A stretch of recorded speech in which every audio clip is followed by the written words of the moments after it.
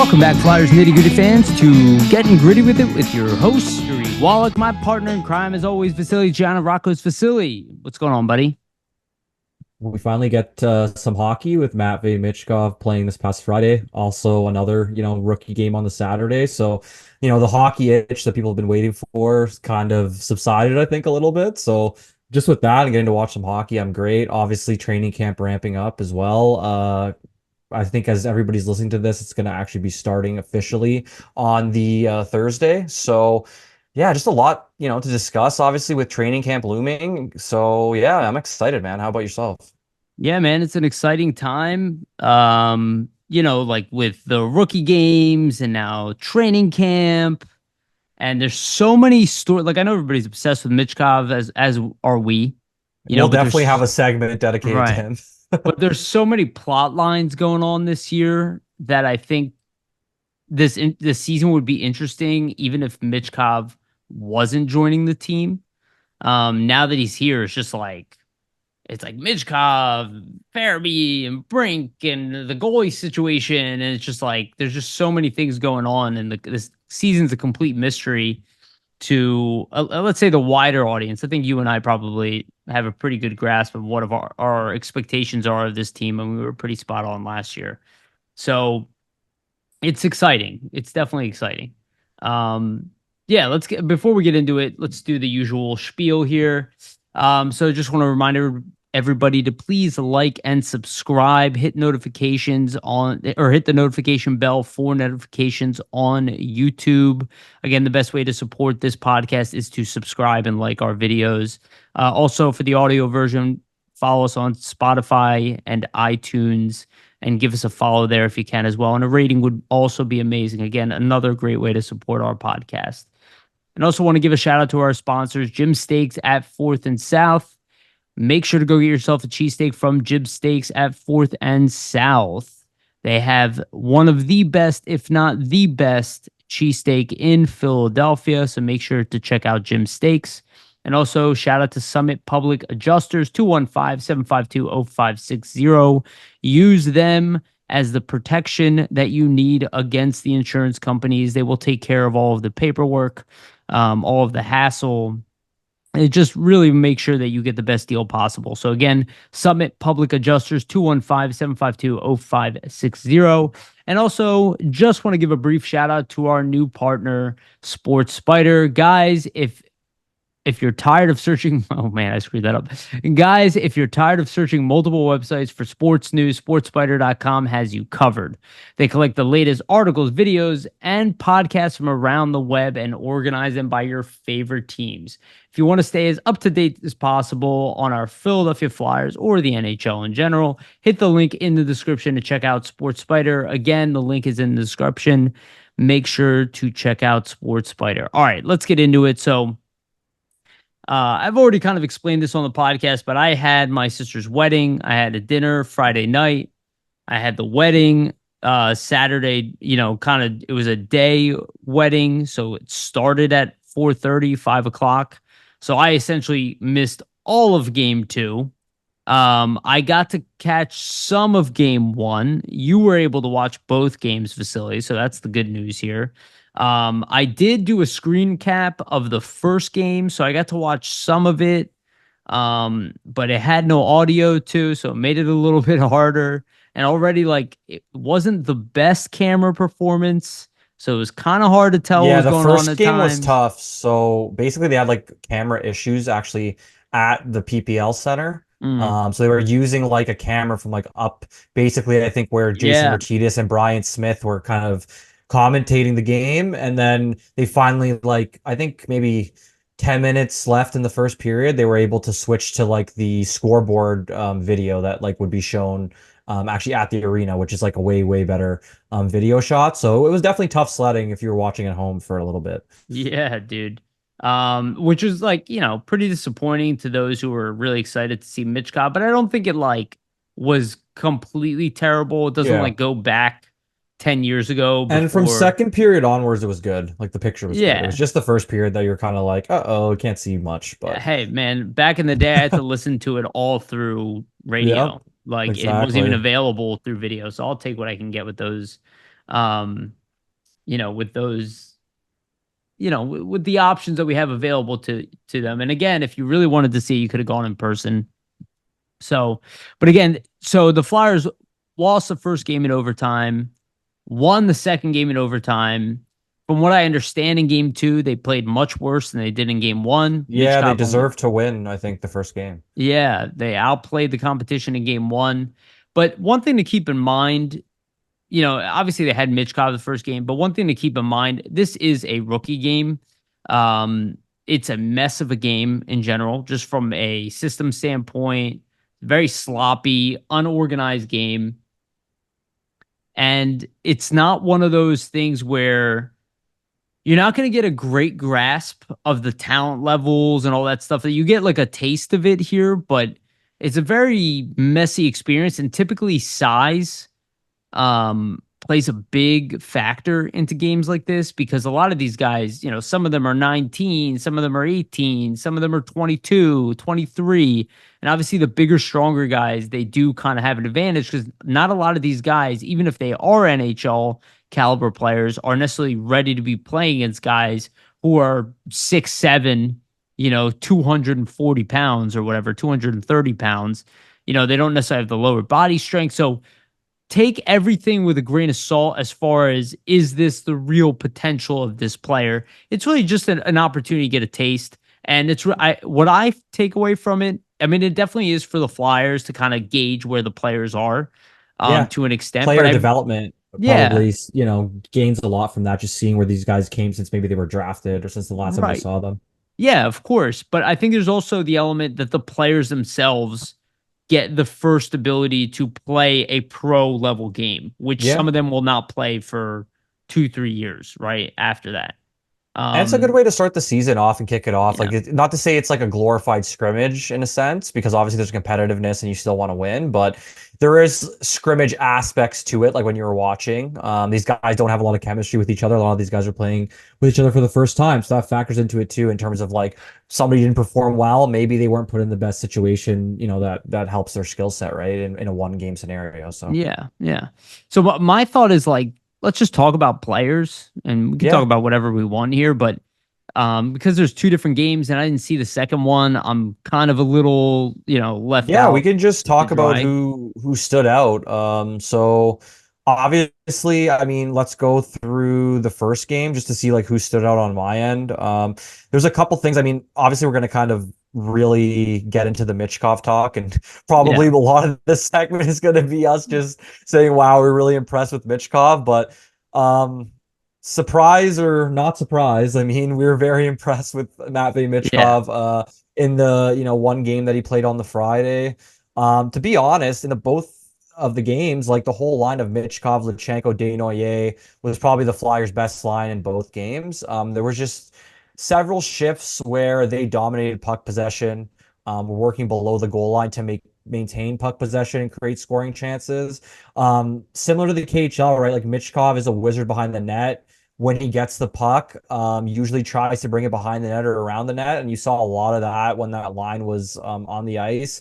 The trio really were trying to, I think, move the puck low to high and create chances that way. And there was a really, crazy sequence. Well, not crazy, but for a 19-year-old kid like Michkov, like some of these guys he's playing against are way older, but there was a sequence behind the net where he was literally shielding the puck with one hand, kind of like this out to the side, and kind of spinning off one Rangers defender and going the one way behind the net, then spinning off the other Rangers defender and going the other way. Just the puck protection, for a 19-year-old kid. Just how strong he looks at age 19. I'm impressed by all that. Like I wasn't expecting him to have that level of puck control, puck possession already at this age. So that, surprising to me. And then the things too from Michkov in his game that really aren't surprising if you watched him in the KHL, which we did see some games. His passing ability, right? Like just the ability to be creative offensively in ways that you might not have seen before. And what I mean by that is sometimes, he'll get a simple pass to lead him over the blue line into the offensive zone. And then from there, he just creates like an offensive scoring chance out of nothing where he like finds a guy through a seam or finds a player kind of skating through the slot and, hits them tape to tape for a pass. So that just shows, how offensive minded he is as a player, like that hockey IQ and his creativity in that specific zone of the ice. Just off the charts, right? In terms of what he can create out there. And there were some turnovers and things like that. And even Danny Briere mentioned that in his press conference. But you saw Michkov back check and really hustle and work hard. And I think the thing that really stood out to me the most about Michkov is just the competitiveness in general. Like even for a rookie game, you could tell he really wanted to win. You obviously saw the celebration when he scored his, first goal on the power play there. That was by the net. Just like the competitiveness, the willingness to go to the net, to be around the net, to get in those dirty areas, like in those scrums. Even though it was a one-game sample size that we saw of him, he was willing to do all those things. And even from the clips at rookie camp, like it seemed like even in the little like rookie camp training games and things like that, and the drills, like he was competitive and wanted to win those scrimmages and win those games and those on ice battles. So I just think the work ethic of the kid is off the charts, is what it seems like to me. And to also see some of that skill flash in the rookie game, his first real pro game, I'm sure there's nerves and things like that. At least pro game in North America. So I don't think you could really ask for much more as a Flyers fan seeing Michkov make his debut. What are your thoughts on Michkov, Yariv? And then we can kind of get into other guys maybe we Yeah. thought stood out. Yeah. Definitely. Michkov is kind of what most people want to talk about, especially you can see that online. I mean, he looks like a pro, Yeah. especially in comparison to the other guys in the Flyers organization. I do want to talk about Luchanko, who also obviously stuck out heavily. Yeah. In Michkov's case, like you were saying, just his ability to carry the puck. You see it at practice too. Like it's just so hard to get the The puck puck from him. handling skills and the puck protection, Yeah, his puck crazy. handling skills are off the charts. I mean, nothing I didn't expect. Um, Pretty much did what I expect. I didn't even notice that he actually hit the post in the shootout as Yeah. well. It wasn't a save. I initially thought it was a save, but he actually hit the post, so he had a chance to kind of be the hero as well at the end. Obviously, scored the first goal for the Flyers of the rookie tournament, which also I thought was appropriate. I thought he could have had more goals in that game. He could have. I thought he was quick. I thought his creativity was just vastly beyond anyone on the ice in general for both teams. Um, he looks like a special player. Like I'm not even 100% convinced that he was going 100% in this game, and that's kind of hard to believe at the same time because he's so competitive, and you see it at least the clips I'm seeing at practice and whatnot. Yeah. Like he doesn't seem to take things very easy. But he may have not been like overexerting himself, is I Right. think what you mean, right? Yeah. Like I think he was kind of treating it like preseason in a Yeah. way. Which it kind Um, of is. I mean, yeah. Like he clearly wants to win, but I don't know if he was giving it like 100% as all, and he still managed to completely stick out. And I think the power play. So the goal that he scored, he's the reason that the puck even made its way up. It was a 5-on-3, but he does this like nifty behind the back pass because he's like yeah. the last man back. And again, I didn't expect this. You think he's gonna like, make the simple play, grab it on his forehand, get control of it, but he just kind of backhand passed it, found his way back up the ice. You know what I mean? Yeah. They managed to catch the Rangers on a 4-on-2. Then Michkov makes his way back in. All of a sudden, he's at the side of the net. Next thing you know, he does that stick handle move. And I do want to point out, if you guys watch my Jett Luchanko video, I did say that Jett Luchanko is the master of the backdoor pass, and And that's that's what he hit him exactly with. Yeah. exactly what he hit him with. He does that lateral movement to get the defense shifting, and then found Michkov right at the back. And then Michkov didn't have, he had the wherewithal to not just shoot the puck, but he like took an initial crack and then maneuvered it around the goalie to put it Yeah, in. just patience, right? Like that Yeah. doesn't always come easy for, a young player, a rookie who's 19 years old. Just to your point, like that whole play where he scored, once again, it's just showing offensive creativity in a sequence where you think, okay, this is just going to be a simple play and like pass off to one of the other players in the 5-on-3. But then he makes that pass out of nowhere that's like a backhander kind of backing across to Luchanko and then flies to the net. And, the scoring chance kind of creates itself from there. And most players wouldn't have the wherewithal to, first of all, have the hockey IQ and creativity to see that pass or see that opening. And that's what I kind of meant earlier when I said he's making, plays basically out of simple, either touches of like receiving the puck or just, simple things on the ice where you wouldn't see another guy make that same play, but his vision kind of brings that out and his ability to kind of see the ice, allows that to happen. Yeah. There's another crazy one too, where like, is a good sequence with Oliver Bonk, but basically Michkov's coming into the zone. The puck corrals off the end boards. He dangles the puck through his legs, takes like a short side shot that almost hits the post, goes around the net, gets his own rebound, then passes it out to Bonk and has a one time. And you're just like, any other player in that position would have not made any of that happen. And You know, that's the impressive part in terms of a simple play like that can turn into a scoring chance, and that can really give a team the edge in certain situations, right? yeah. You know, like we mentioned Patrick and JVR. Patrick had a goal in his rookie game. JVR had 4 goals in his rookie game, which at the time was not available to watch. It was audio only. Yeah. But I do remember the highlights. A lot of JVR's goals were around the net, which makes sense. Again, I talked about how size is a big deal in a rookie game. JVR is a big boy, came in as a big boy. That's why he was drafted so high. Michkov, his offense came from everywhere.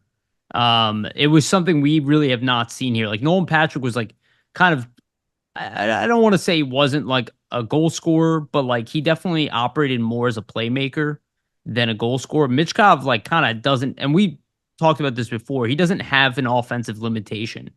People He say it's can his be a goal skating. I scorer. really, He can be a playmaker. Yeah. yeah, like I hear that it's his skating. I don't see that, nor do I buy that. I see a 19-year-old kid who's going to continue to get faster. Get And I think, stronger. yeah, I Yeah. think he's already fast. I'm not going to compare him to Jett Luchanko, but he's definitely an above average speed already at 19 years old. So I was really impressed. I was really impressed with his performance, his competitiveness, and we'll talk about Danny Briere's press conference. But that's the thing, man. The guy's highly, highly competitive and an orchestrator. Like Yeah. he is the element of the Claude Giroux element that we've been missing from this team of somebody who's just always thinking offense, can set up plays, can take shots. Only he's a better shooter than Claude Giroux. So it's gonna be really interesting because Claude Giroux was never like a burner necessarily. He had speed, especially in his younger days, but he didn't beat people with like pure quickness. A lot of it was Uh, hands and thinking and yeah, creative, playmaking. So yeah, and a lot of that Mitch Cobb has. So I'm like super excited to see him at preseason. He's probably gonna play. I don't know. I guess a half good the games. majority, I'd imagine. Yeah. Yeah, at least half the games. I mean, he's already making the team, so some of those guys tend to play like more as, he'll be like in a split squad situation. He'll probably get sat out a couple, but Tortorella's going to want to get a look at him. But he Yeah. he definitely was watching him in those rookie games, that's for sure. And they probably want to get him more accustomed too. So, a few more maybe preseason games than usual for a guy that would necessarily or typically make the team. I could definitely see it. Yeah, it's possible. For the first game, like a couple more guys that stood out to me. I mean, Luchanko, obviously, and Desnoyers, both on Michkov's line. Luchanko and Michkov together as a duo, I thought really clicked. It showed a lot of chemistry. Even in some of the clips I saw online at the rookie camp practices, like they seem to just be finding each other, in odd man rush drills and just open ice seams in the offensive zone. And Luchanko's speed, once again, like when he's on the ice, you notice that he's the fastest player on the ice pretty considerably. And that's an asset, right? In this new NHL in terms of, playing a fast up tempo game. So that's great for Luchanko. I saw people say, like, is there a potential that he has the 9 game tryout? I mean, anything's possible. I think Brent Flair had a media availability and kind of said, we don't want to shut the door on any of these younger prospects, but it's not something that I would foresee. And it's probably not the best thing for his development in terms Right, of right, rushing right. guys. Some other guys too, like Samuel Tuomala looked good in both games. He had the OT winner in the second game. Just typical stuff for Tuomala's skating kind of pops off the page for me. He has a nice shot, some good board work. He's apparently day to day, actually with a bit of an injury, Yeah, so yeah, hopefully he'll yeah. be cleared for the main training camp because he's obviously one of those guys fighting for some spots. Spencer Gill was a guy that stood out for me too this weekend. I thought just his calmness and like his poise as such a young defenseman, is something that really jumped off the page. His ability to kind of make that first pass out of his own zone, and I think there are certain aspects to his game. Like obviously for being a guy who's 6'4", they want him to fill out more, but he didn't seem to be scared or afraid or really overwhelmed by the situation. It's kind of his first pro experience, so I think for Spencer Gill, like that was a really good showing. And just based on like some of the interviews I watched, like Ian LaPerriere and some of the other staff, even Brent Flair, they mentioned that they were really impressed by Spencer Gill and just what he brought. Like there's a couple plays where I think like a Ranger had a breakaway and he kind of raced back and basically prevented him from It was the getting a empty net, breakaway. the Yeah, empty yeah. netter. Empty netter, yeah. But there Stopped in two the guys on an empty netter. yeah, that in the first game, but in the second game as well, there was a Oh, okay. breakaway chance too, where he did something pretty similar where he like stopped the guy from really getting a shot on net or on goal. And Hillebrand pretty much didn't have to do anything. And it looked like it was like a sure breakaway. So you're kind of thinking for a guy that young to do that and close a guy out, it's pretty impressive. And then Gendron, I mean, I'm always pretty high on Alexis Gendron. I just think there's some skill and flash to his game. I just thought when he was on the ice, the Flyers were pushing offense. They were typically in the offensive zone. He obviously scores a goal in the second game, the opening goal. But Gendron stuck out to me. I think there's talent there, and I'm interested to see like how he progresses in the AHL this season, and what he can kind of do offensively there and kind of take the next step. Oliver Bonk didn't stand out too much, but I think that's kind of what you want from him. He was just defensively sound. Like every time there was a puck to close off, a board battle to win, he essentially came out on top.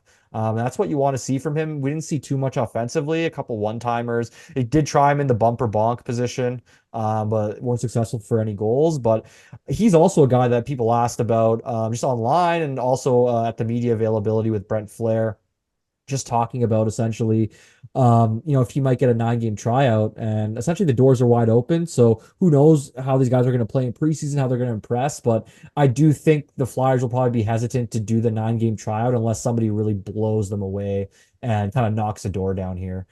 Just from what you saw, Yariv, obviously you didn't see the second game, but from the first game, anybody else other than Michkov that stood out or kind of Well, played well in your eyes? yeah, I mean, look, Gil definitely stuck out, and the fact that he was playing with Andre, I think, was a testament to how the coaching staff, kind of perceived him Andre coming. did well too, yeah. Yeah, yeah.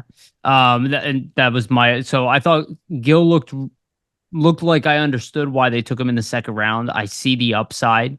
We'll see how he develops. He's again really young, just like Luchanko. So Yeah. I'm very curious to see how he develops over time and what kind of season he has in the OHL.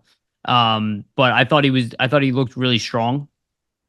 Um, I liked Gill's game, and he's a two-way defenseman too, which is awesome. And he's got skating. Big Uh, right-handed shooting defenseman, and he's yeah, mobile, right? So you see the yeah. upside and the skill Yeah, set. it was a good second round pick from what I can tell. Andre, I just thought he looked like the best defenseman on the team. Yeah, he's Uh, steady.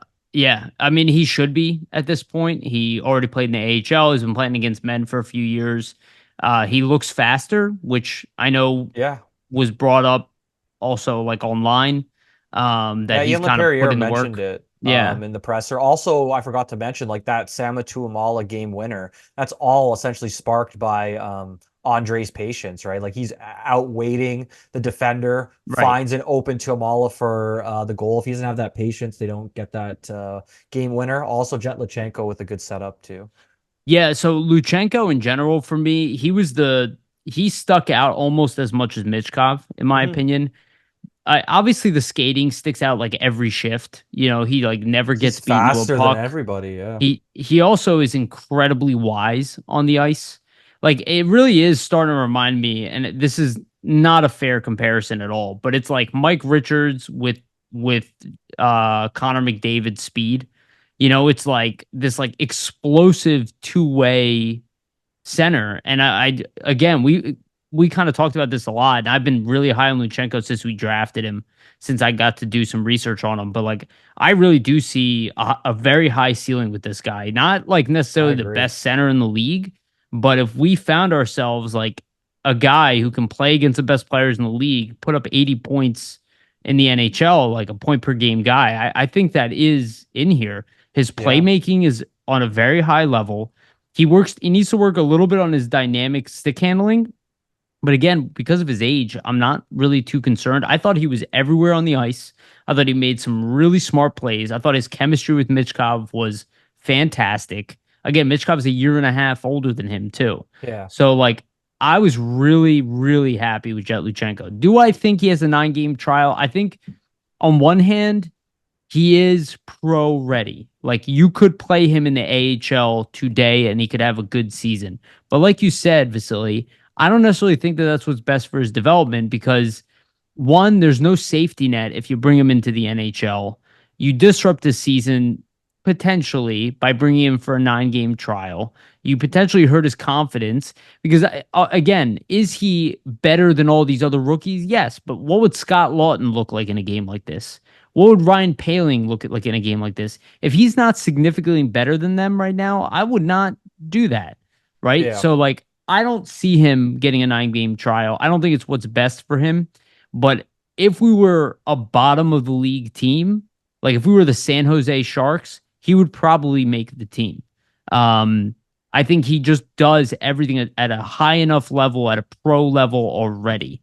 Yeah. Um, but I'd love to see him improve rather than rush him in. Do you want to add something? Yeah, I just think the skill set that he has and the way the NHL is trending, like the speed, just makes things so much like it just opens up so much on the ice when you have a guy that has that type of speed. But also, it's not just the speed; it's the little aspects to his game and like the little plays and the little things that he does right in terms of the Yeah. hockey IQ. Like the Mike Richards comparison. Yeah, I mean, not to say he's exactly similar to him, but those little things and those defensive aspects very similar in terms of what he's kind of trying to do on the ice and kind of how he's trying to execute things and just the play style in general. Then you add the speed on top of it, then you see that like dynamism and a dynamic type It, of it player.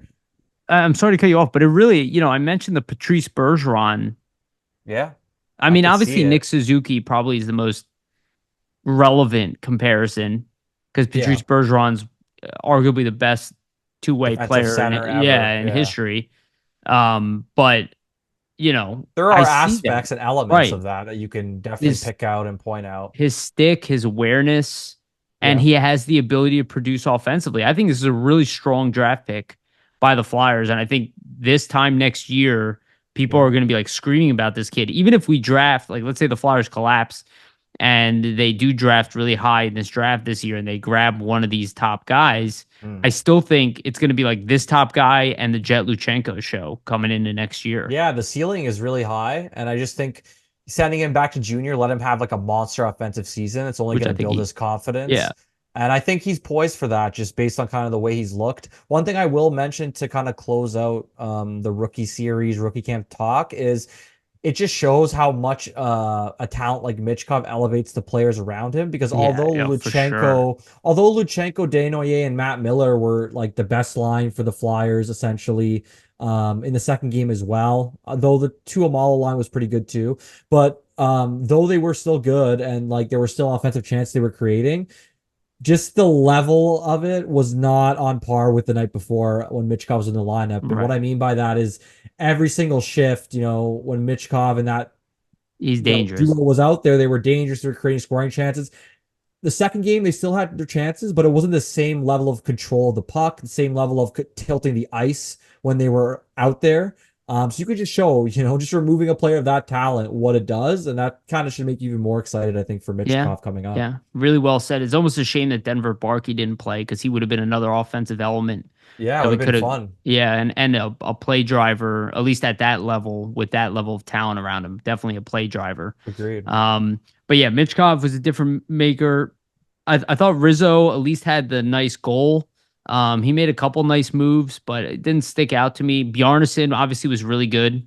Um, Yeah, he played well. yeah, he played well. He's still a work in progress, but the progress is showing. He just looked much more seasoned, and he even said it himself in his interview with Jason Martinez. Like he came in like no jitters, like ready to go. I'm really curious to see how this kid evolves. I don't know how good he's going to be. Again, I kind of have him as like that 1B, maybe 1A type of potential goalie at this point, but I don't know because he has all the tools. He's not coming in like a Carter Hart, but again, goalies take a long time to develop, and sometimes the best goalies in the league shock you, and he might be one of those guys who ends up being a top goalie in the league just at the progress he's made so far. But he has to continue it. We can't just be satisfied with what he's shown. But it's night and day from when he was here last time to when he's here today. It's a whole different player. So I was really happy about that. I thought Bonk was just solid. He obviously was part of the game tying goal, which was cool to see. And obviously Rizzo had that goal, which was cool. Yeah, good But tying goal. I think Rizzo's going to have to show more, especially considering his age. Kind of lets me know that the fact he didn't like stick out that much, he's not making the Flyers, which I didn't think he would anyway. Yeah, he's going to be an AHL guy and Yeah, then go from there, I would say. right. I thought Denoyer had some pop. He looked good. I only saw that one highlight of Wisdom from the next night where he's kind of breaking out of the corner. I'm interested to see more of Wisdom. I thought Avon, he had this beautiful play. We underestimate how fast J.R. Avon is. He had this really beautiful play where he was actually stopped, but he brought the puck, and this was obviously in game one. He brought the puck around, and he did like that power forward move where he kind of brought it in, but he was so far ahead of the D just coming from the outside, and he cut his way in. I'm really curious to see how J.R. Avon looks this year. He didn't produce too much offensively this year, or last year, but I think that might change this year. He might actually turn out being a point producer. He looked dangerous in certain like plays and situations. I think once again it's another kind of player where the speed jumps off the page, right? Like when he's on the ice, you notice his speed, and that's dangerous. Like the way hockey's trending, the way things are going, speed kind of dominates in the NHL. Not always, but having guys that can burn you like that is beneficial. So I think for Avon, it'll be interesting to see like in the AHL and things like that and what kind of happens. I also I don't think McDonald didn't stick out too much to me. I know he took a couple bad penalties, which led to he was physical. Yeah, I noticed the physicality. But yeah, and that's going to be there. But I really do not see this kid making the Flyers in the early part of this state. I just don't think he's ready. The fact that he's a little bit older, he's big, he's strong, and he didn't stick out like considerably. Again, that could change in training camp, but just didn't notice enough from him to think, oh, this guy is competing for an NHL spot. I really think nobody is getting a 9-game trial, and the only ones that are potentially worthy of it are Bonk and Luchanko. But again, because they can't go to the AHL, I don't think the Flyers roster is full. I can't see it happening. But I do see Tortorella loving Jett Luchanko. That's the only X factor in the 9-game trial, is that I think Tortorella might be like, I want this guy here. Definitely. And that might create the conversation. Yeah, for sure. I also think Tortorella probably would recognize too that, hey, he's only 18, even though I want him here. Is it best for him to be here? And I think that's the side of Tortorella we probably don't see as much. We just see the guy that's like, very aggressive and kind of, wants things his way. But I think behind closed doors, he does, have that kind of aspect where he's going to sit back and say, you know what, even though I'd love to see this kid, it's probably better we send him back. So. If there's a potential, and I don't even know if this is true, but if there's a potential he would get benched a single game in the NHL throughout the entire year, then he shouldn't be here. Not because there's no value to it, because it would be rushing it. Where next year, ideally, that's exactly where you want him to step in. We don't know if Scott Lawton's going to be here next year. There are going to be more changes coming, even if the team is good. But he still also hasn't had the breakout jump off the page season. I want to see 40 goals. No, exactly. You want to see something like 100 points, because let's say hypothetically you bring a guy like that into the NHL and he struggles and he's never had that type of offensive season even in junior. That's kind of where you might lose them in development and kind of stunt their growth a little bit as a player. So I think the Flyers, it'd be best to kind of avoid that, but we'll see what happens. And also I have a note here about Bonk and Michkov, and this is, obviously it came out in Bonk's presser that because he's Czech and his father was obviously born in the Czech Republic, I think Czech Republic actually at the time, but pretty sure. But in Czechia, in Czechoslovakia, he has the ability to understand some Russian, so he's built a relationship with Michkov through understanding words here and there, and it's like noticeable, and it's so funny how we went from like, oh, Michkov needs like somebody there who's Russian to like Michkov being friends with like everybody on the team Yeah. and Everybody speaking seems very English. And welcoming. well, it's just it just seems like his personality is so assertive that Yeah. he's tackling the learning English the same way he's tackling hockey. He's ramping up quickly. Like this guy seems like a franchise guy, and Bonk seems like such a character guy too. And it seems like the same camaraderie that we're seeing at the NHL level is kind of trickling down to the The lower younger levels as guys. well. And that is awesome to see because for sure Bonk, Michkov, Luchanko, most likely Barkey, right? Like these guys, potentially Gil, Andre, these guys will be teammates, even for a short stint at the flyer level, most likely.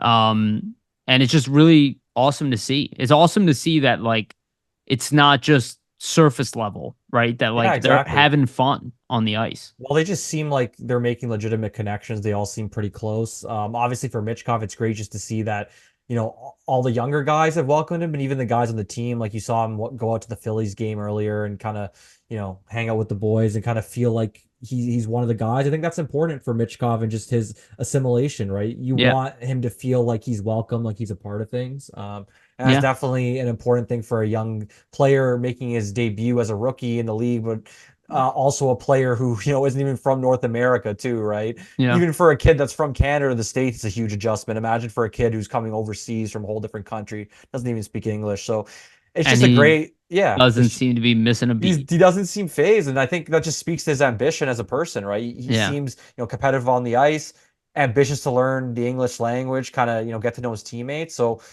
I mean, there was obviously character issues when he was drafted initially.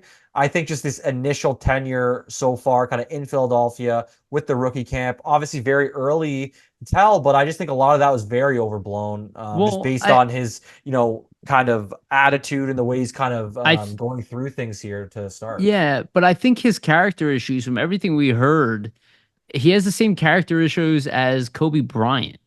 Like Yeah, if you it's know just who being Kobe too Bryant is, competitive. like Kobe Exactly. Bryant was not an easy person. Michael Jordan, they were not easy people to deal with. Well, they demand the highest out of the people that surround them as Right. well, right? And And and if themselves. So well, if they can deliver in the game, they garner the respect to do that. If you're not that good and you have that attitude, that's kind of a different story. Like you think about Tony D'Angelo yelling at people, right? arrogance, yeah, almost. Right? It comes off more as arrogant rather than, hey, I'm trying to pull you all with me. And there is a nuance there, but I don't see any character issues right now with Mitch Cobb. I see him as a sparkling, shiny new toy that so far everything is great, and I'm not really concerned about that. Yeah. Um, so let's move on to the press conference. I did have this as separate topics, but they align so much that um, we'll probably just looping in together. So Danny Briere had a 25-minute press conference. It was actually a very informative press It conference, and was a lot to learn. yeah, it was interesting. I actually listened to it like three times. Well, two and a half. I was listening to it on the Me way too. here, I but listened to it 3 times as well, so we were both yeah, hitting the triple threat there. yeah. I probably missed some of it on the third time though, because I was listening to it on the drive home, and I told you what happened there. Um, but the obviously kicks off with Kolosov. And first and foremost, even before this press conference, Elliot Friedman had kind of a post that, that the Flyers are open to trading Kolosov, obviously. And Yeah. the asking price is a second round pick. So if you were asking for a second round pick for this caliber of player, which if he wasn't doing what he was doing, probably not that crazy of an ask, quite No, yeah. frankly. But it does tell you that the Flyers are at least relatively confident that they have control over his destiny because that means they have leverage, right? They have leverage over Kolosov. They believe Kolosov will break. Even if he doesn't play for the Flyers, they will come to some kind of agreement over time. That's how I see it. But Danny was very candid. He said kind of what you said. I still don't 100% buy it, to be honest with you, because the story doesn't line up. But that Kolosov wants to play in the NHL, doesn't want to play in the AHL. So I guess I was wrong about that, but I still don't buy that because it is easier for him now to make the NHL than it was the day he signed that contract. Even if Fedotov came over here and that announcement came like as he was coming over, Like Fedotov is not your barrier. Like Carter Hart was your barrier, Yeah. and Samuel Ursun was your barrier. And Like that was announced pretty shortly after like Kolosov came over, or it was announced that he was coming over to the Phantoms, right? I think it was about only 3 days after the Fedotov stuff. So it was all kind of happening in fluid motion. But yeah, like it's definitely an interesting situation. I mean, Danny Briere in the presser says that Kolosov wants to play in the NHL, and if not the NHL, in the KHL. So I guess you have to take what he's saying at face value. I still think there is an abandonment, like homesick, element to it narrative as and well. Yeah. element. Like he definitely there is some truth to that, but you also have to bring into the fact that Briere mentions in the presser that several of the coaches were kind of surrounding him and trying to make him feel welcome. Several players asking him out to dinner and trying to make him feel welcome. And he's, not kind of taking the bulls by the horns and not really kind of obliging them. And at a certain point, I kind of agree with Briere and the Flyers that you have to want to kind of control your own destiny and kind of make your situation better. And the fact too, like with the contract that, he signed a contract. He should live up to the contract and come over, especially if he wants to play hockey, because as they Well, said, they have no thought process of tolling the contract or loaning him out. So if he wants to play hockey, it's got to be with the Philadelphia Flyers and this organization at some point, right? yeah. And I think if you want to talk about character issues, I mean that's a character issue. That's a real one to Yeah. me. And people are trying to compare it to like the Gauthier thing here, but the big difference is like Gauthier didn't sign a contract with the Yeah, Flyers. exactly. He did on his word betray his word, which I don't like. And the way he handled it, again, if he didn't want to play here, that's one thing, but he went about it in such a rude way from our understanding of it, from our position and what we know. Kolosov had an agreement. The Flyers did him a favor already.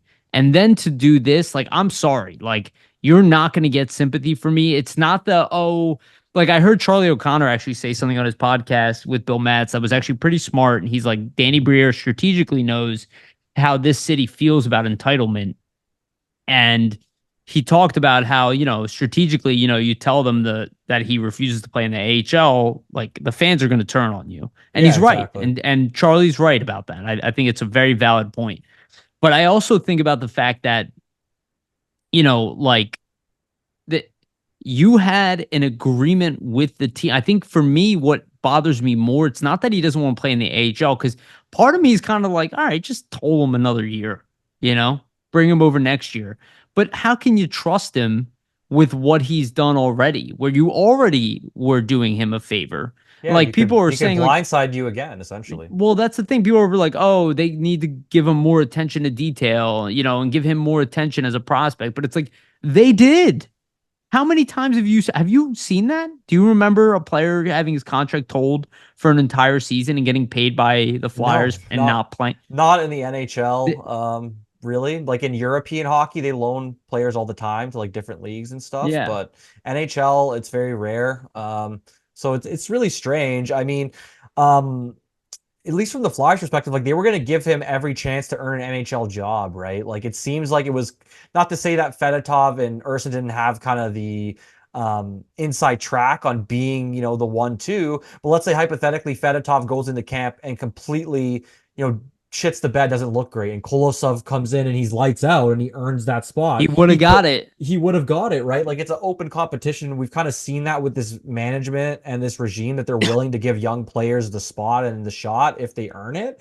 But it seems like Kolosov, I mean, wanted to have that NHL spot guaranteed based off what Briere was saying. It might be a little bit of kind of manipulation of the media and the fans to kind of try to say, hey, like, let's say that he didn't really want to, play in the AHL, and then we can kind of get the sentiment our way in terms of like the fan opinion and the fan kind of idea. But yeah, But go ahead, Yariv. no, I'm sorry to cut you off, but you know that wasn't discussed when he signed the contract. There's Yeah. no way that the Flyers at 2021 were going, yeah, you're going into the NHL, buddy. Like Yeah. they wouldn't have done. They had Carter Hart. They probably said, hey, you're gonna have a shot like anybody else, but you have to earn it. Maybe Right. my thought process is been this, and that's I've kind of said in the summer. I think that he sees Fedotov as a blocker to him, and is probably like, well, with Because Ivan he there, and this knows Fedotov. yeah, yeah, potentially, but also just the fact that he knows how good Fedotov was in the KHL. He was, top goalie MVP for Cisco when they won the Gagarin Cup. He was the top goalie for Russia and was the national team goalie at the Olympics for them. So, like, you have to look at it from Kolosov's perspective. He's like, wow, Fedotov's obviously going to be the backup. He knows who Fedotov is, understands the pedigree. So maybe he sees that and it kind of rubs him the wrong way. And he's like, I'm just not, I'm not into going to Yeah. the AHL. I don't want to play hockey for this amount of, money. I can go to the KHL and get paid a ton more money. Obviously, he's not You going to be know, able to do that because he's not under you know what I contract was thinking with of? Oh, I'm anybody sorry. there. Yeah, but nothing you can really do. But You know yeah, what I go was ahead. thinking of though? As soon as one of these goalies gets injured, like let's say Fedotov or Erson gets injured, Yeah, exactly. doesn't the conversation reopen where the Flyers are like, look, we have a spot in the NHL right now. You want to come over? We Yeah. can't guarantee it to you because if you don't play well, you Yeah. know. But then at that point, then he goes back to Russia and But leaves. then But it imagine is best for him to start in the AHL like every yeah, other goalie. to earn your Fedotov is spot. 27. To earn your spot, but also my only thought with that is like, let's say he was gonna come in cold like that and they called him over. Are That's you even gonna put a yeah, guy who hasn't played in like 3 months into a right. game? Like No, you're probably right. That's not, a great right? point. So Yeah. especially for a goalie, it's tough. But this whole situation, like I don't really know what's gonna come of this. And I don't think obviously the Flyers do. yeah, I think it's Exactly. really just open to interpretation at this point. We're gonna kind of have to see what happens. Like my thought process is that second round pick value, say goodbye to any of that. Like I can't see any team being willing to pay that price. And the reason being is think about it this way. The Flyers, whatever Danny Briere is saying about him, wanting to have an NHL guaranteed spot, who knows about that or not? But if other NHL teams are They're definitely also who going to are put him in the minors. yeah, exactly. They're not just going to guarantee him and give him a Look, spot, right? So, what look at team do what you Nashville did to see? Askarov. Yeah, but what team do you ever see do that with goalies coming over from overseas that are Desperate, young? Yeah. desperate ones is the only thing I could think of. Yeah, like a really bad team maybe, and they're just like, we'll pay Their and we'll goalies put him, are out. yeah, we'll put him in the NHL or something. But I just, like I said, I can't see any other team in the league guaranteeing him an NHL spot. And if he only wants to play in the NHL, then doesn't that kind of take him off the No, table for a trade? yeah, it's a So, bad move. I mean, what he did was not wise. It yeah. was not a wise move. It devalues you. You have no leverage. And you You're got to now think, not dude, playing. like Shesterkin came over at 25 and played in the AHL before he played for the Rangers. Like, and he's the Great best point. goalie in the league. Yeah. Like, What is this you, attitude? That is a character issue. yeah, That's what I was saying. that's what I mean. And that's what's puzzling to me about it in the sense that, like, he can be great and he could be a really good goalie, but there's a certain element to paying your dues. You can't just come in and demand things, especially when there's other guys If who have an inside track, like an well, Urson, who's kind of played and played in the AHL and kind yeah. of has paid his dues, right? You have to be an Askarov level guy to demand anything like that, and even that's not a guarantee, as we saw with Nashville, who for Yeah, some reason didn't even want to put him as a backup. I yeah, guess maybe he's worried that what happened to Askarov will happen to him, but at maybe. that point, like that, then you have at least a negotiation with the Flyers. Will be like, hey, look, I came over. I'm in the minors. I'm not happy here. I gave you guys a season. You still own my rights. Let me go develop back home. And then when my game is ready, I'll come back and play. And he's probably somewhat making that argument. But the problem is you screwed the Flyers. Like they Yeah, built pretty much. their AHL team around you being the starting goaltender and being the number three. And you So, screwed their depth too, because now yeah. somebody gets injured, it's really just Cal Peterson and Itu Makiniemi. Yeah. So Who I am interested to see now, obviously out of desperation, but yeah, it really hurts our goaltending depth. And obviously, like with Zavragin having a great start, yeah, like, dude, you're gonna get passed over, and the Flyers will still hold your rights. And they yeah. can do that from pure spite. Just to be like, no, you screwed us over. Screw you. They could do I that. mean, I think one thing too to mention as well is like obviously Kolosov, just to end it. I mean, Kolosov's a really good prospect, sure, but he was never, like the top goalie in the KHL. Was never really Well, playing for Russian. he was a top, I will say, he was a top rookie goalie in the Yeah, yeah, KHL. for sure, for sure. But He go ahead. had I'm he had sorry. some pedigree, but like he was never, like I said, never like a top 5 statistical goalie in that league. Right. Never played number one for the Russian national team, was really like had the ability to do that. Obviously, the Just war getting had an effect started. on that. Yeah. But that's why I kind of say, you see kind of the online sentiment saying, well, this is a bad move and the Flyers lost out on another huge prospect. Like, he's a good prospect, but I don't think it's like, oh my God, like you lost one of the best potential goalies coming up. Like, I think Fedotov might have better upside than him. That's my opinion, It's just based on the track the fact record. that he's So, 6'7" and a yeah. mutant. But I mean, I also think that's just what the like, Flyers were thinking.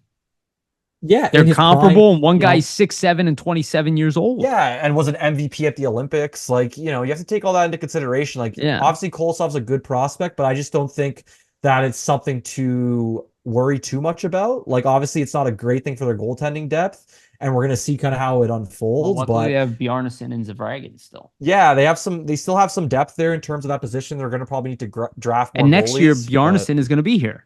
yeah, exactly. So like, and then if you do come next year, you got to compete with Bjarnason, Fedotov, and Ersson, and that's if what's his name, Makiniemi Yeah. isn't good. What if he's good? Now you got to compete with It's like, dude, your window is right here. It's open for you. You're definitely going to play in the NHL this year at a certain point. He would have. There would have been an injury to one of the goalies, or just like somebody getting sick, or like Something, it's something. natural for that to happen I throughout a I just think it season. was it So was such an unwise move where you have no leverage, for his career and because his he player signed a development, contract. yeah, for Yeah. his career and development, it just is puzzling. But yeah, we'll see what happens. Like, I know, I saw a report earlier today, I think from Anthony DeMarco, Hockey News Hub. Both of them were kind of putting out that Dynamo's starting goalie got injured or something and got placed on injured reserve. So is that opening stuff up for like Kolosov to Well, they step have to in? pay. They might, but they have to pay a fine if they Yeah, take him.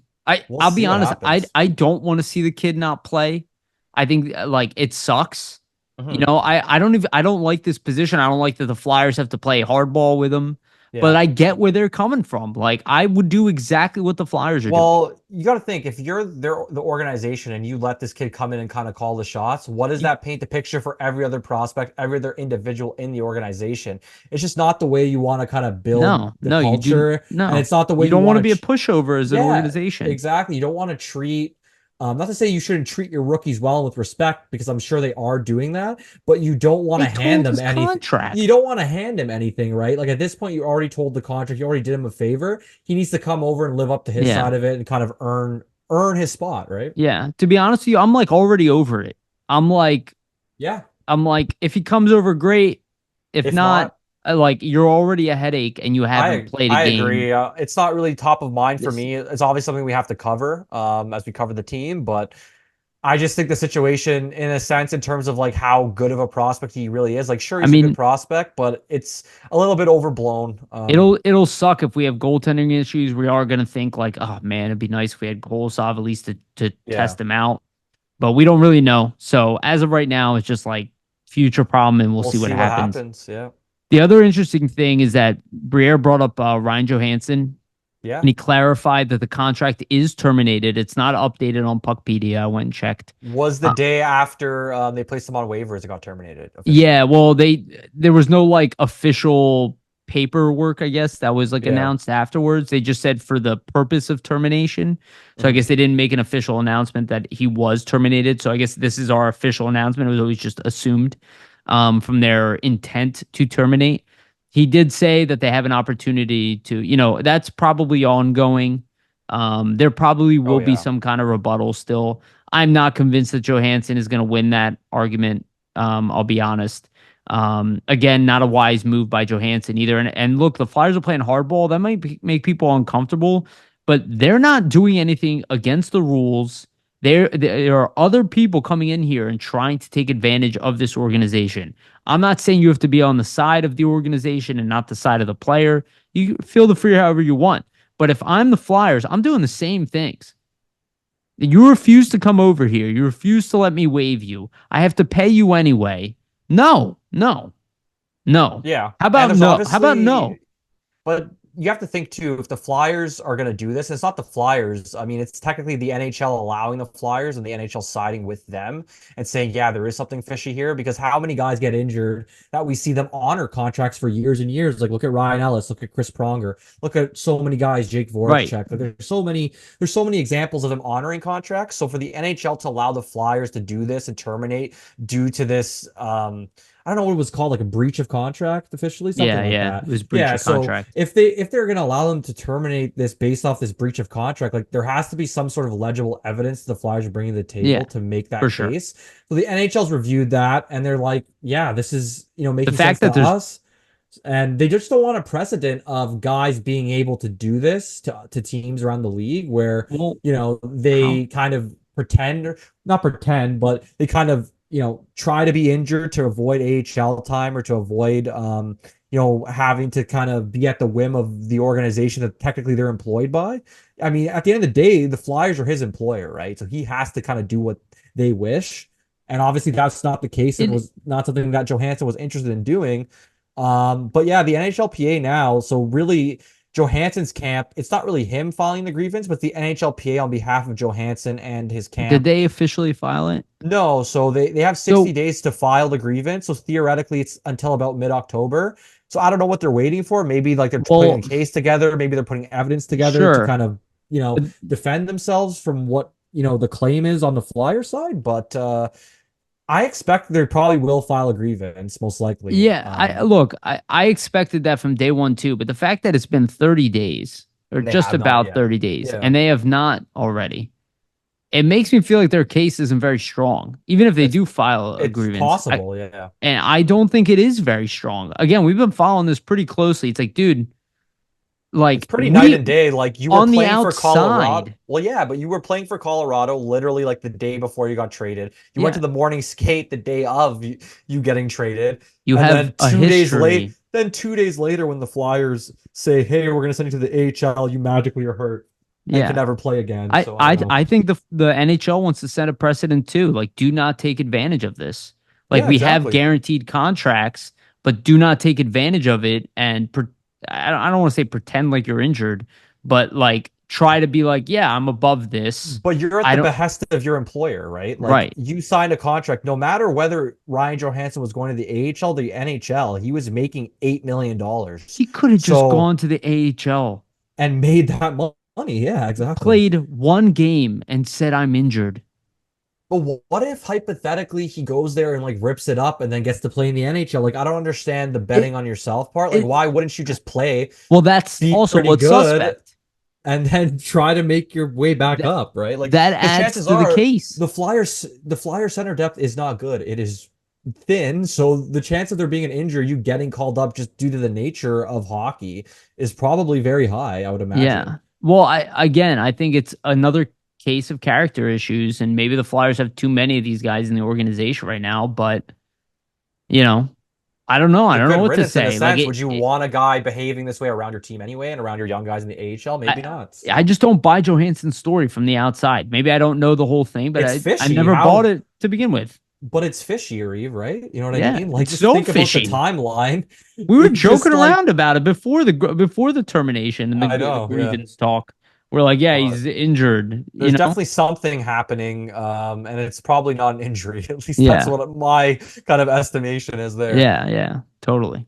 So, the other thing that I wanted to bring up, and maybe you have more points that you want to bring up. Yeah, I got a bunch. I have two here, but the big one for me was the Joel Farabee talk, where Yeah. he pointed out Joel Farabee, and we've been on this kind of the entire off season, how like he's in trade talks, and everybody's like move. I do not see Joel Farabee as a guy I want to move. I see him as, and he said he like people forget how young he is. He's like he's 23, 24, right? He just turned 24. Like this guy, and I still stand by this, is on the precipice of a breakout. I think he could end up being the top line left wing this year. Like people already pencil Tyson Forrester in there. I'm not 100% convinced of that. I think there's a world here where Joel Farabee ends up taking that spot. He's captain material.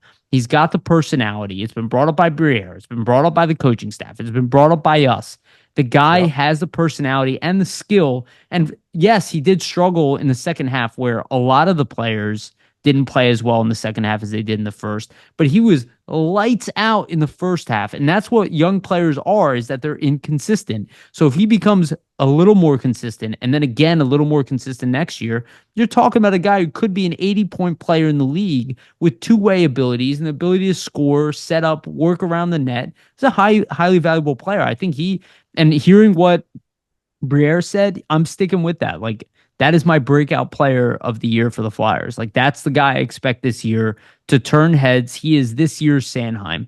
And I think that he's the most likely player on this team. I guess maybe you can make the case for Morgan Frost, but he's the most likely player on this team to be a high impact from beginning to end and to change the narrative around them where a lot of people are going to be like, well, we can't move Joel Farabee. Yeah, I think the Flyers are really looking at Farabee and Frost to kind of have a very consistent season. Like I think both of them had their flashes last season. Like the first half of Farabee was really great. Frost kind of the opposite. Like his first half was rough, and then the second half, he kind of picked things up and looked like more like himself and how he kind of finished the season off 2 seasons ago. But yeah, just to your point, like Briere's quote on Farabee was he's going to play a big role. We sometimes forget that he's 23 or 24 years old. He's taken on more of a leadership role, and we expect him to expand on that. He also looks bigger and stronger, which if you did see the picture of him at the Phillies game, he does look pretty jacked. I mean, and that's always a good thing. Like think about the neck surgery, the neck injury that he had at the age he had. That was critical and a real setback for his development, just ability to gain strength and become a stronger player. So yeah, I would not be surprised to see Farabee be the breakout player for the Flyers this season, have a real good season, maybe even point per game, because 5-on-5 scoring, like he was up there in the top five with the McKinnons, Kucherovs, like through the first half of last season. He obviously fell off a cliff, but I think it's just a little bit more consistency and potentially a little bit more power play production. And we see like a 70 point, 80 point Joel Farabee. Morgan Frost, another guy that Briere mentioned in the presser, he essentially just stated that they're hoping that he can take a bigger step, become, more of an offensive contributor.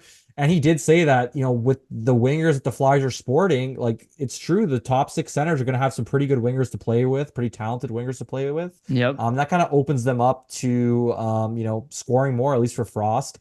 I think for Frost, the crucial thing will be a quick start. He's one that's been known to kind of get in Tortorella's doghouse a bit. So I think the quicker he starts, if he can, get on the board quick with some offensive production and start feeling good about himself and about his game, that's going to be like a crucial point, obviously, to what's going on for him in the season. There's some other, pretty key points I want to bring up just to kind of wrap up the press conference talk. Briere said the Flyers may carry 8 defensemen for the roster on opening night, which I mean doesn't really surprise me, especially with Emil Andre kind of knocking at the door, Adam Yinning, even Hunter McDonald. Obviously didn't close the door on an Oliver Bonk 9-game tryout either. We kind of talked about that we likely don't really expect that. And the other key thing too, I think to take away, and I think that's great news for the Flyers is Jamie Drysdale, Sean Couturier, Rasmus Ristolainen are all healthy heading into training camp. So the Flyers, look to have a healthy roster as training camp begins here, as you all listen to this, which is great. I mean, Sam Tuamala is really the only player that appears to have an injury or day-to-day injury, and Denver Barkey, they're kind of just being cautious with as he was diagnosed with mononucleosis. But looks like he's pretty close to full recovery and probably will get on the ice at some point in the training camp here, maybe a couple preseason games. But that's pretty much all I had from the presser, but it was definitely very informative. I think the last thing to say too is maybe just to end it off with Michkov and kind of what Briere was saying about him. Obviously very impressed with his play in the rookie games and over the rookie camp, just his competitiveness. But even Briere said, right, like there has to be still kind of people, adjusting their expectations and just understanding he's still a young kid. Like Briere said himself that it's going to be a tough season for Michkov. This is the best league in the world. It's a big step. It's not going to be easy. So my expectations are actually pretty low. I think it's a little bit of Briere kind of taking the pressure off Michkov in the sense that, fans are putting expectations on him. They are expecting him to produce. So if the team flat out comes and says, we don't expect, him to do much, the expectations are low, then if he exceeds expectations, the Flyers can essentially say, hey, look at, how much he blew our initial expectations out of the water. So it's like setting up Michkov for success almost. But I do say that like we can't expect him to come in here and like score a goal a game, multiple points every game. That's not realistic. But I think he's gonna have a pretty good season. Like 50 to 60 points is my thought process.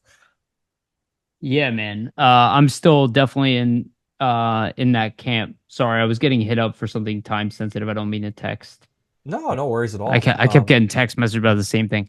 Um, yeah, man. I still see that, and I do think that Briere kind of like, he said like Michkov's gonna have a tough season, but he's also not wrong. Like the NHL is gonna be much harder than that rookie It's game. going to It's be an gonna be adjustment much better than the KHL. in terms of the coverages, right? Like I feel like Yeah, Mitch Cobb's an offensive wizard, but the way NHL teams play defense are very different than the way and KHL teams play and defense, and they're there'll be an adjustment there. and they're also gonna know that he's coming. Yeah, Like exactly. they know he's going to be a weapon. He's not going to be the only guy who's targeted on the team. I know a lot of people want to pretend like this team doesn't have talent. I'm very sick about hearing that.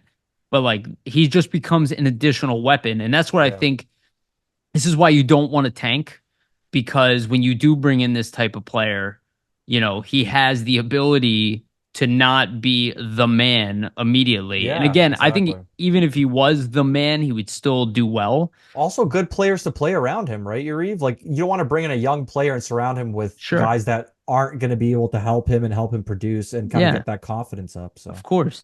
And the other thing that Briere said is that all the players are, as of right now, at the NHL level. All the guys that you expect, Couturier, Drysdale, Risto, these guys are healthy and they will be participating in the beginning of training camp. So I thought that was a big deal too. yeah, I very think he important. was, to your point about the Michkov, I think Briere was really trying to set the level, be like, we're healthy, we got young guys, it's going to be a struggle. Like he's also, it's the same message of last year, under promise, over deliver. It's your best bet going into the season. You Yeah, do not exactly. have a team on paper that is going to win the Stanley Cup. Do not promise the moon to anybody. Do not tell anybody you're retooled and you're going to be aggressive.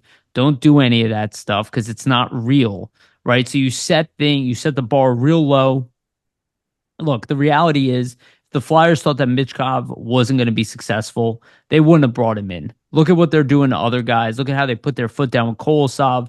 Look at the fact that Jett Luchanko talk is not, oh, we expect him on the roster. We expect him to have a real chance. Like everything is set the bar low to the fan base. Whether they're having those conversations internally, probably not. But the messaging to us is set the bar low. Do not overpromise. Do not promise, a bunch of success this year because, quite frankly, it's also not the top of their Yeah. mind.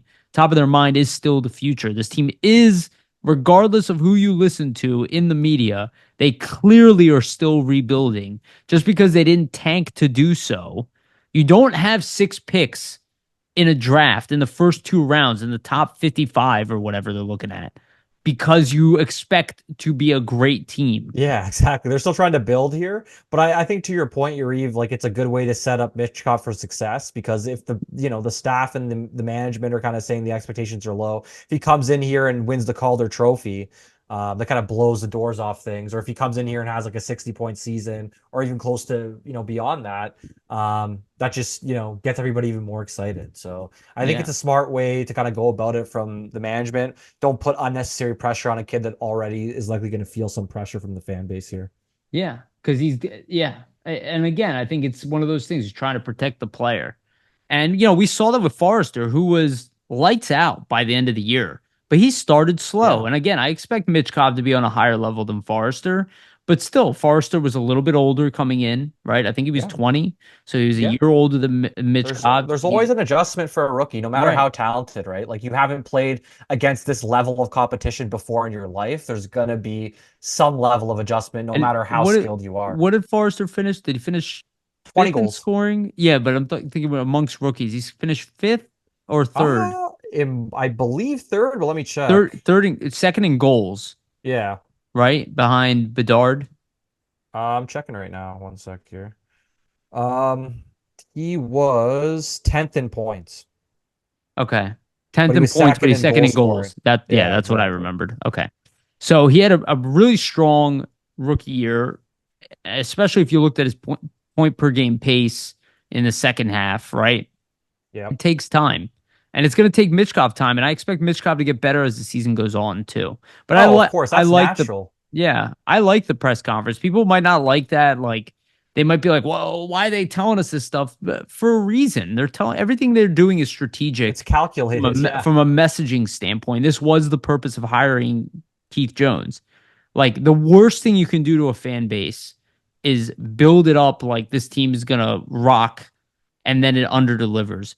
Yeah. Think about last year, how much fun people had when they thought this team, outside of this podcast, and Brian Boucher and Jim Jackson, nobody thought they were making the playoffs. Yeah, We were pretty the much. only four people that I heard say that we thought that they were going to be a bubble playoff team, that they were going to really compete. And look how much fun people had because Yeah. their expectations were low and the Flyers played really well, especially for the first half. They Yeah, people were superseded those angry. initial expectations, Right. and then there's, you're playing with house money at that point. Right, but the season overall was seen as a success, even with the 10 game dip, right? Hmm.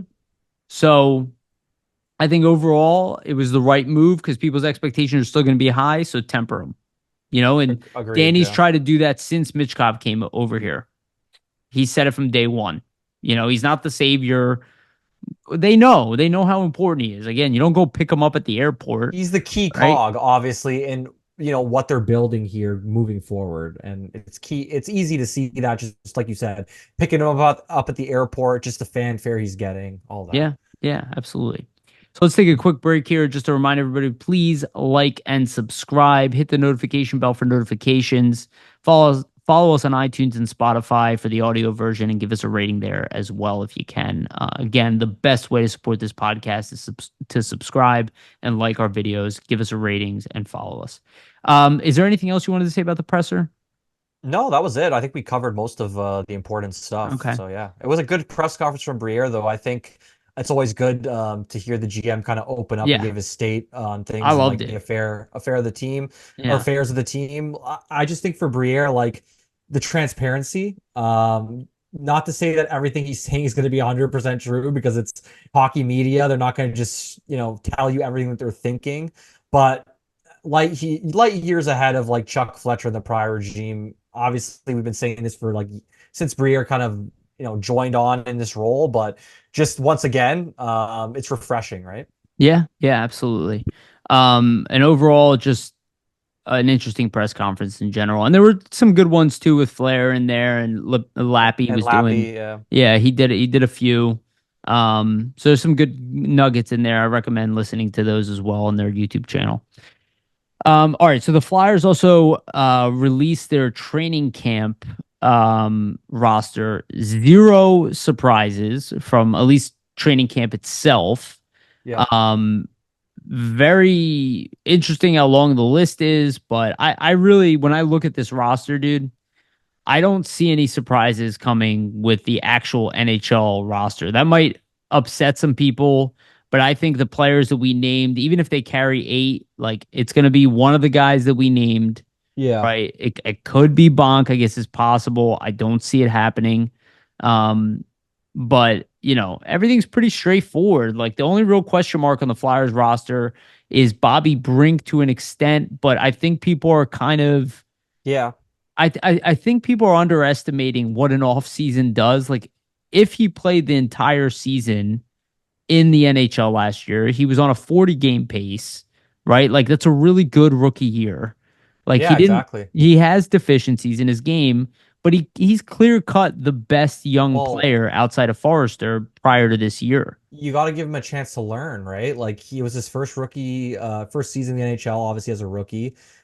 With that comes a lot of ups and downs and just trials and Yeah. tribulations and kind of learning what works for you in your game at the next level, playing against the best players in the league. So my thought process is, give him a chance in the second season, sophomore season, see how we can kind of compound on that and build on that Yeah. and learn kind of from those mistakes, right? Like if you don't give him the opportunity, obviously he has to go out there and earn it and have a good camp, but I think he needs to kind of get out there in NHL action, kind of show, okay, I improved in these areas that you and the coaching staff and John Tortorella maybe pointed out to me, Yeah. at the end of the season last season, and look kind of what I've changed and kind of how I've approached it to get better in those areas. And Yeah.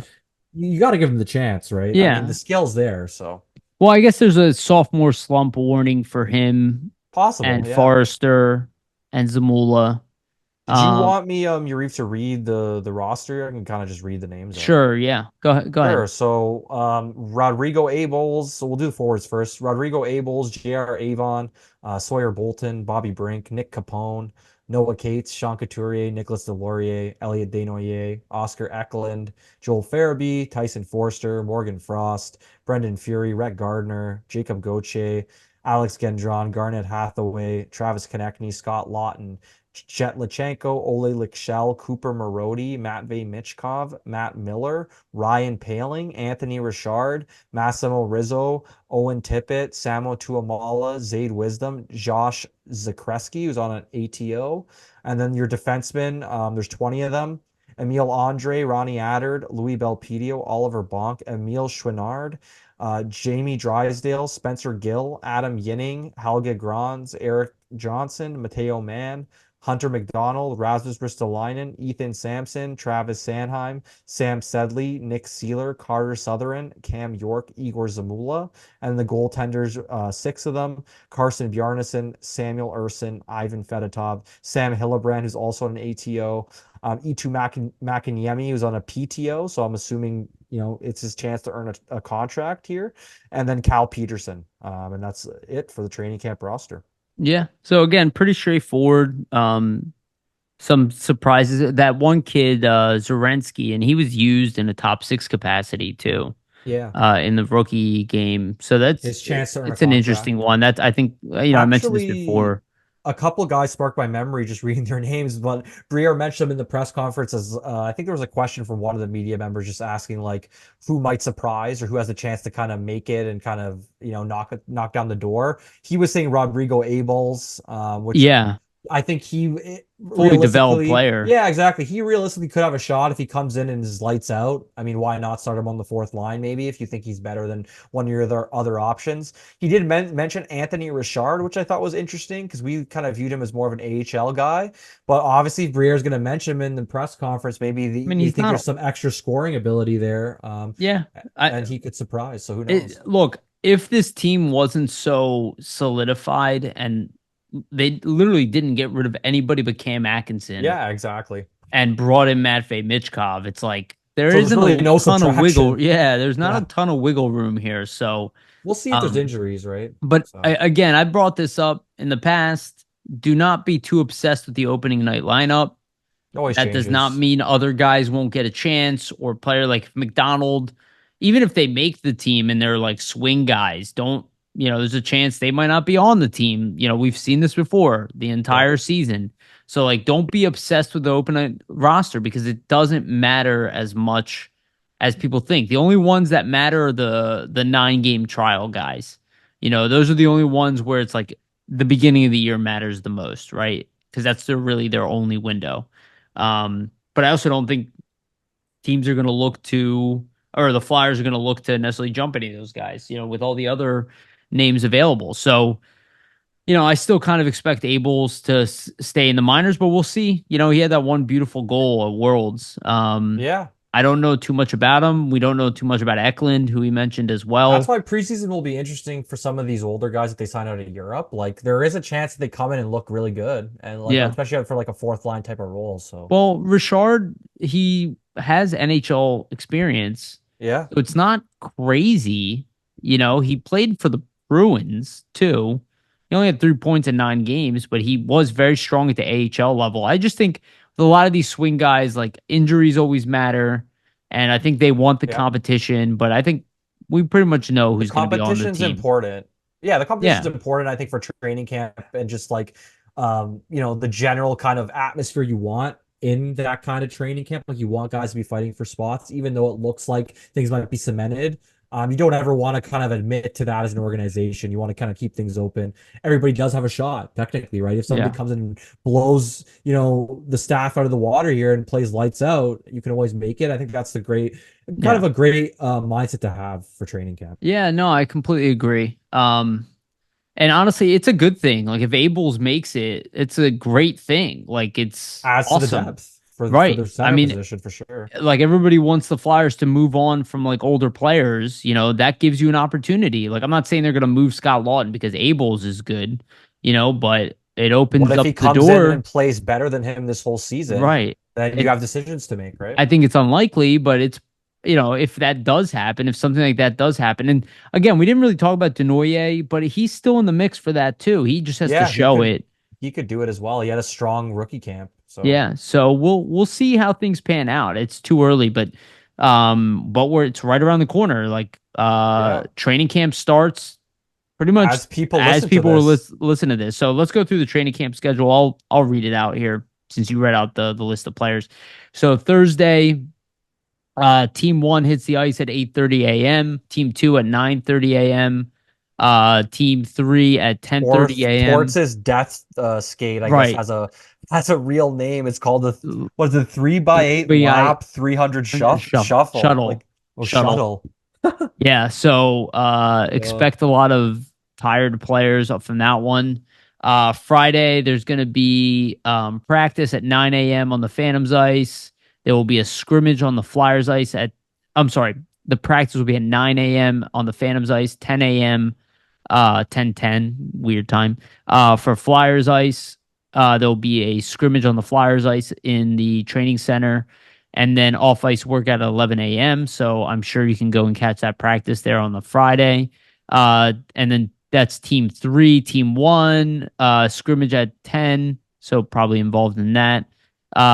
Scrimmage at 11:20, both Flyers ice. So they're scrimmaging twice, and then off ice workout. Team 2, scrimmage Flyers side. Um, at 11:20, team 2, then 12:30 will practice on the Phantom's ice, and then 1:30 p.m. off ice workout. Then Saturday, team 2 will be practicing 9 a.m. 10 a.m. will be a scrimmage Flyers ice. 11 a.m. there'll be off ice workout.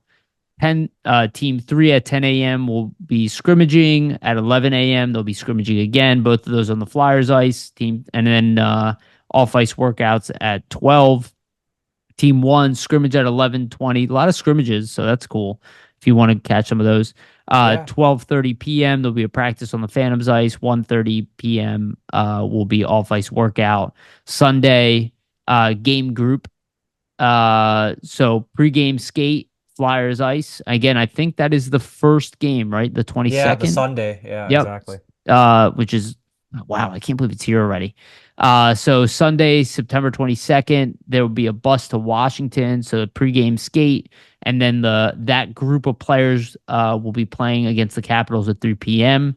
The non-game group 1, 10 a.m. on ice, 11 a.m. on ice, probably split squad, I imagine, or just on ice the entire time Yeah.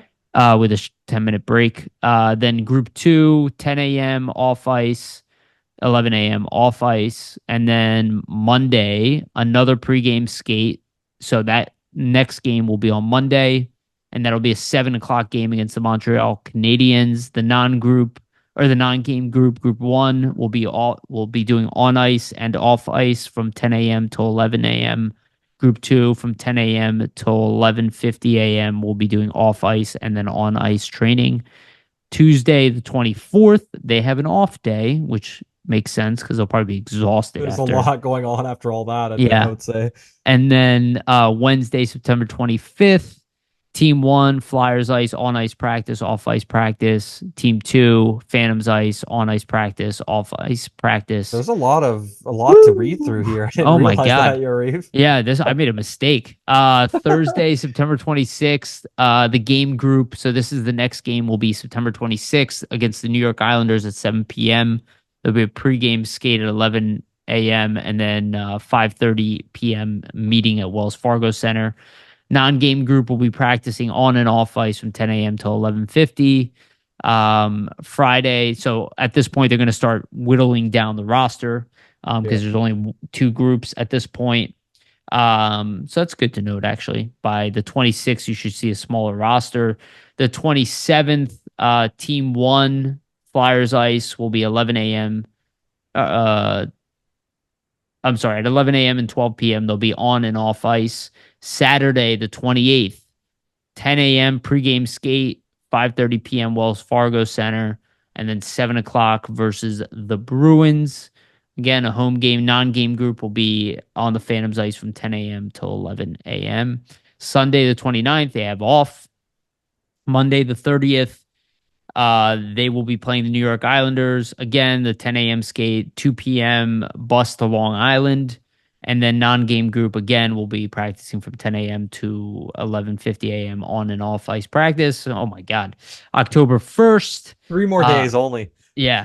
October 1st, Flyers will be playing the Bruins. That's a 7 p.m. game. It's a Tuesday. Again, pregame skate, no travel, no meeting. Non-game group will be practicing 10 a.m. to 11 a.m.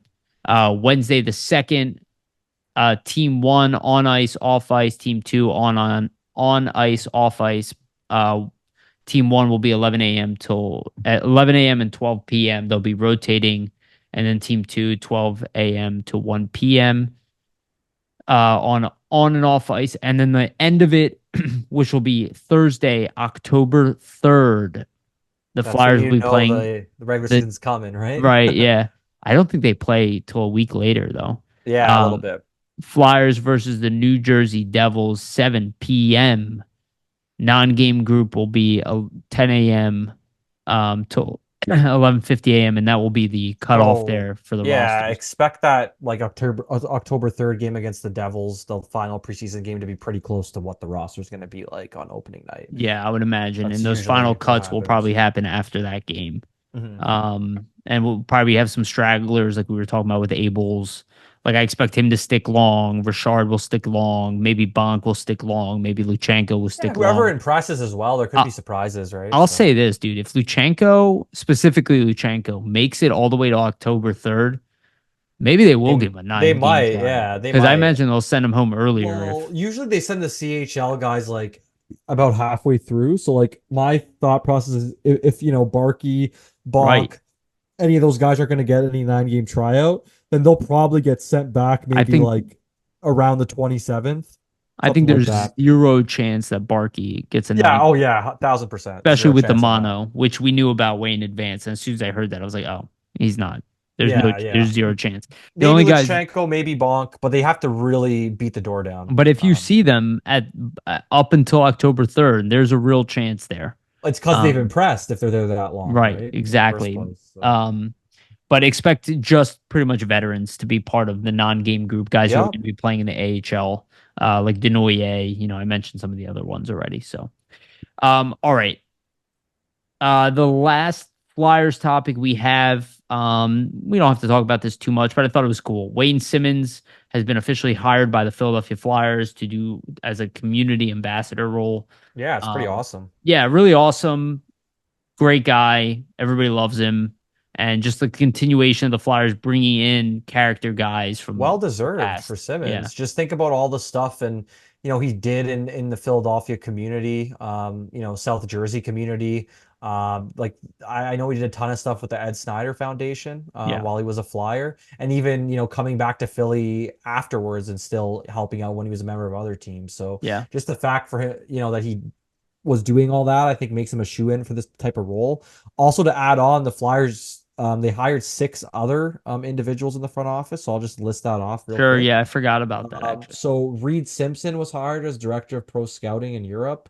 Kedron Orison Pilgrim, I probably butchered that, but is hired as the head athletic trainer for the Phantoms. Lindsay Eastwood was hired as the manager of player and hockey communications. Ryan Sear was hired as the goaltending scout and developmental consultant.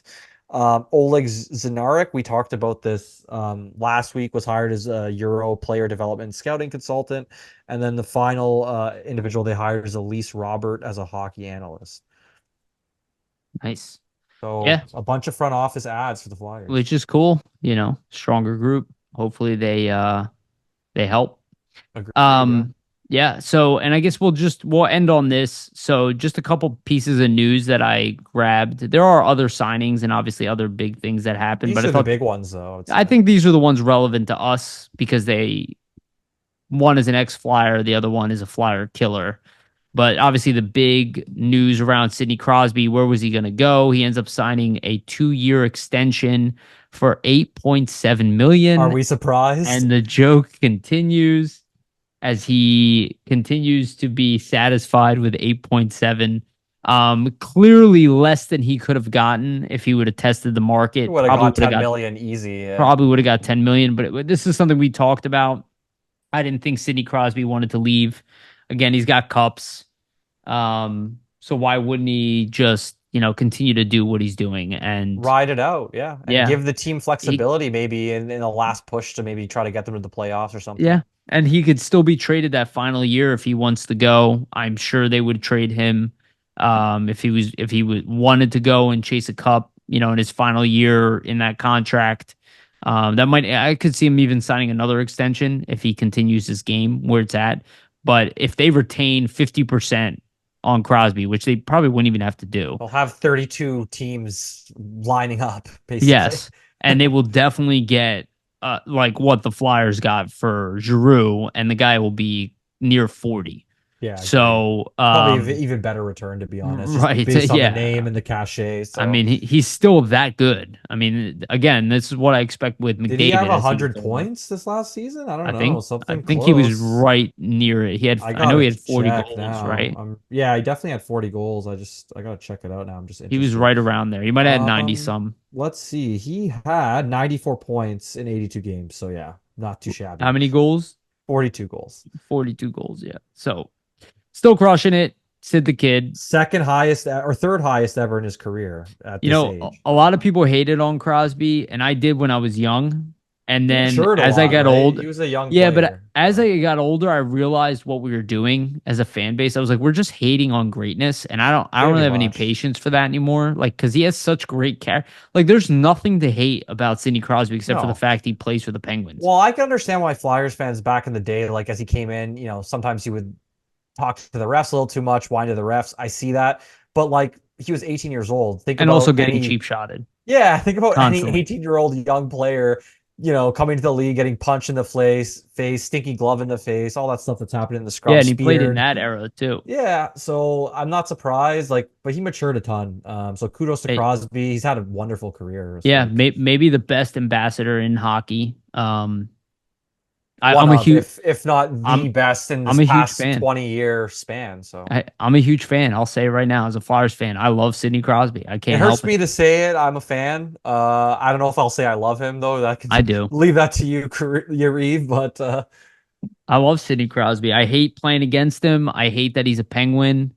what a But it's just player. like Yager. It's like we all Yeah. hated Yager until he showed up here, and Kelly's then on your team. He's one of those right, players that any team would welcome him and would love to have him. you But would what a take Crosby career. at 40. You know what I Thousand mean? percent. Which just That's shows, why right?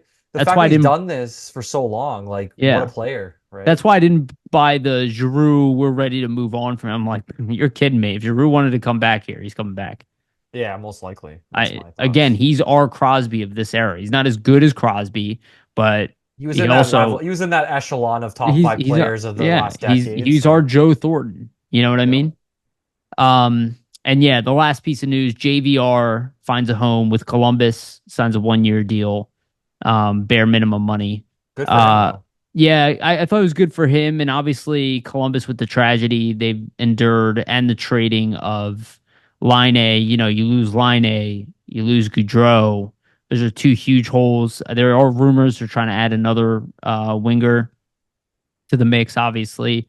I don't think JVR, who is a Jersey native as well, is going to fill the void of Goudreau, but he's a hell of a character Yeah, player and he's a great locker room guy. And they're going to probably have a pretty emotional season, losing one of their agreed.